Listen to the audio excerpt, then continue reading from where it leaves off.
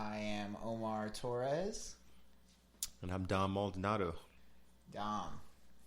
Man, how are you? I'm doing good, man. Feeling tall, dark, and handsome. Had a pretty good week, and been good to just catch up with a lot of good films, TV shows, and been distracted by a shit ton of football, if I do say so myself. But is what it is. Go Noles, baby. Yeah, it's that season. It's how you know where we are right now. But yeah, I've been fortunate enough to see a couple pretty good movies too, and some not so great movies. As always, we have our. It's like going to a strip club, right? Sometimes you get the baddest bitch. Sometimes you get like the Tuesday bitches. Yep, and you always have to pay. Right, and it's a flat rate, so it's like you got to make sure you demand the top shelf. You always got to pay at the end. Yeah, so let's go ahead and get straight into it, shall we? Let us. So today we're going to be talking about a pretty great film, in my opinion. Would you say it's?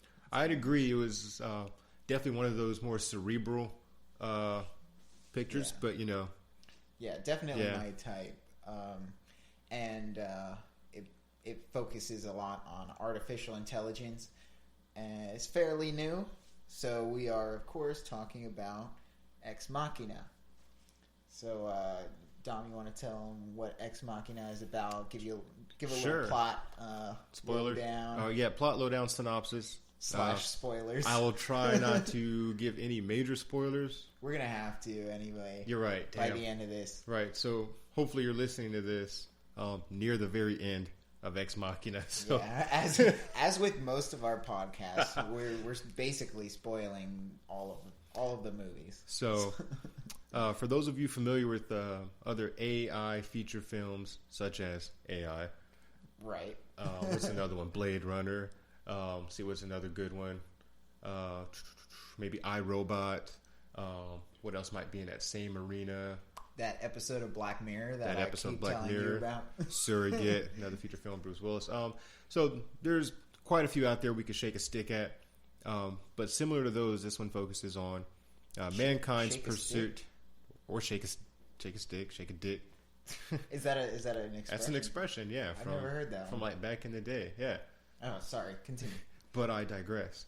So follows mankind's pursuit into artificial intelligence and how to put that intelligence into some type of body. And that kind of leaves us off with very little exposition at Ex-Machina, which is a fully functioning robot, or you could even think of it as an android, right? Which has the mind artificially built by this genius asshole developer who kind of like pioneers Google single-handedly like in his teens. And it kind of picks up with him, I think it's about 20 years later. Yeah, when he's like living by himself, and so that's like the unofficial exposition of Ex-Machina. And from there, let's get Omar's 2 cents on how he feels the plot of all of this opened up, and how do you feel the story progressed with regard to such a, Yeah. Well, this film is particularly focused on 3 characters. And so you have the eccentric, visionary, very billionaire Steve Jobs, Disney type of gentleman, except maybe a little less racist and hateful than Disney. Yeah. But probably equally douchey.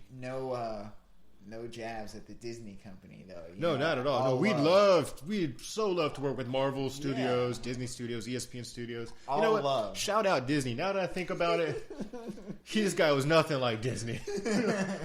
All love to Disney, but history is history. You can't lie about that type of stuff. Anyway, so he's a very eccentric billionaire, lots of money. And then you have his apprentice, so to speak, a gentleman that he brings in. His employee, technically. His employee, yeah.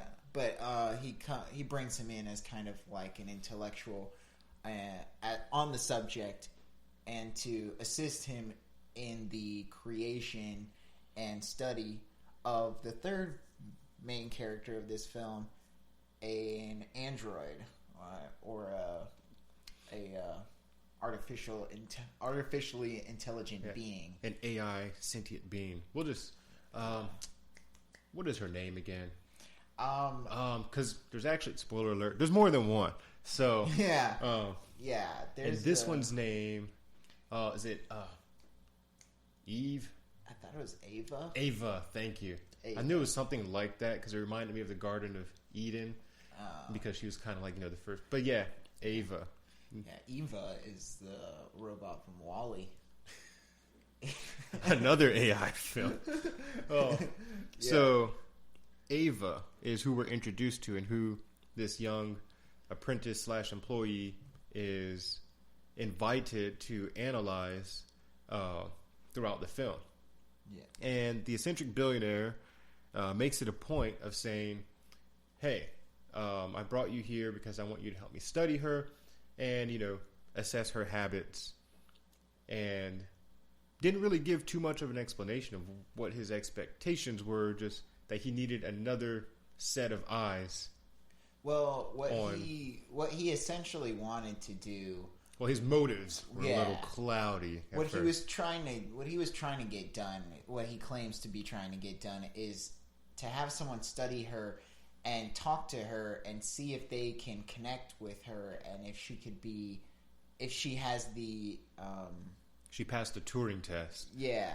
Which is, if you are blindfolded, and let's say you're either talking, listening, or typing, communicating with another person, and you cannot tell that other person is human or not. Yeah. That means that they have passed the Turing test. Yeah. So Siri, right? Would not pass. Right. That bitch is failing the Turing test. You're doing a little bit better with it, but believe me, we'll not be getting my dick sucked by Siri anytime soon, because I can tell you right off the rip, she ain't about that action. Just by the way she talks. I ain't even really got to ask her that kind of question. But the way she answers other questions, what's your favorite car? You know what I'm saying? What you doing tonight? Yeah, all questions you should be asking your AI. Yeah. What flavor panties you wearing? Oh, God. All that shit lets me know that she's not, ready for this AI level. And that's another big thing in the movie is like it was a woman. Spoiler alert. All of his previous androids are also women, which he repeatedly, frequently sexually abuses, and kind of brings up a big dilemma that it's like, oh my God, he's a sexual predator, maybe even a rapist. Yeah, I would.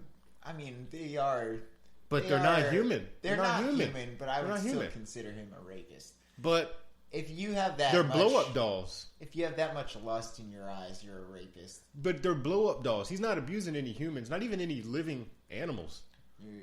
They're all robots. They're blow-up dolls with I can already tell we're going to get a lot of flack for this one. Look, I love Disney. I can't reiterate that enough. Anyway, okay, so aside from that whole situation, this it's a very interesting depiction of what could happen, and the connection that you may or may not feel in a future world where AIs have that ability to connect with you.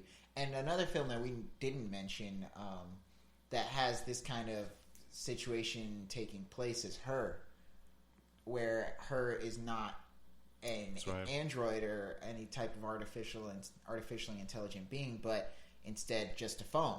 So if you can connect like that with a phone, operating system. Yeah, an operating system. Which is very similar to this. That's kind of, that's what her thing is. She's technically an artificial intelligence based with this OS that was based on the pseudo Google company that they made up, which is this huge search engine in a very near future that knows damn near everything, can answer all your fucking lawn Kappa homeworks, right? And so it was based on that. That's where her AI is from, and so she's kind of just that. That is, the crux of her existence. And it comes up when they make it a point and say, all right, what are you going to do with her when I'm done here? And he's like, well, I'm going to download memory, wipe it, add in a few new scripts that I've been running. And it's like, whoa. Put in the new features. Yeah, it's like... reset the hardware. And that kind of becomes the catalyst for the whole ending of it. A shitstorm, yeah. Yeah, crazy grouping of just bad moments. Things that you wish didn't happen. Yeah. So the fact that they're all women is like one thing, right? Because let's face it, I mean, guys so far kind of rule the planet. We decide a lot of things, right? And honestly, if we could have AI, I feel like AI women would be the first motherfucking thing for sale. And you will definitely see me with 2 or 3 bad bitches. Oh, man. All fake. Call them all fake. There'd be a whole different meaning. She gotta have weave because she can't grow no real hair. But aside from that, that's a bad bitch. I'm just gonna go to the strip club and just take pictures and be like, I want her mixed with her and her. Pick that bitch out like Build-A-Bear, and you gonna see me with 2, 3 bad bitches. And I'm like, don't worry, wifey. Sounding like the they're not real women. Don't get really jealous. Then I'm just going to build one of myself, make him stupid as fuck so he don't try to kill me. Let him hang out with the wifey. Oh, man. I hope she never hears this. Well, also, give him a smaller dick, too. I don't want that motherfucker getting me kicked out of the house.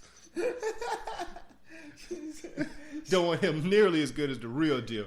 Just good enough to fucking, do chores and maybe a longer tongue. So you're basically saying that you do want him to kind of get in there every now and again. No, just satisfy her like at the most basic level if and when I'm not available. But he has to be a robot. I don't want no organic pieces on this motherfucker. He's just basically a dildo.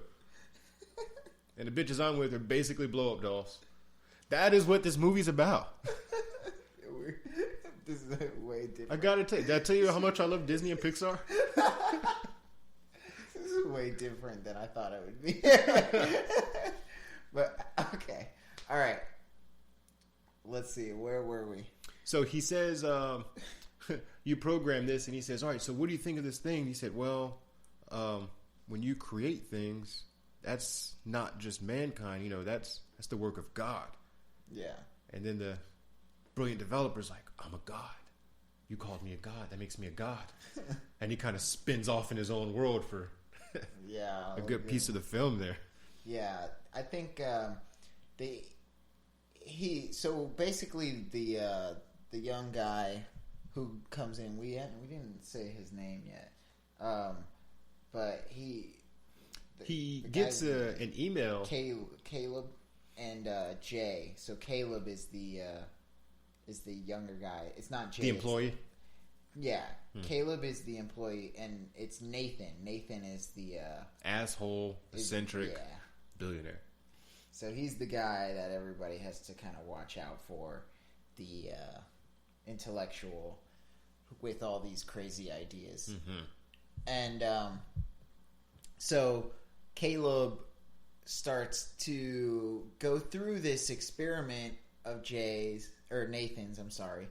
Go through this experiment of Nathan's, and I guess you could say that it starts to work because Caleb feels very connected to Ava and starts to really get involved. Yeah, emotionally, what do you call it? Psychologically and emotionally connecting.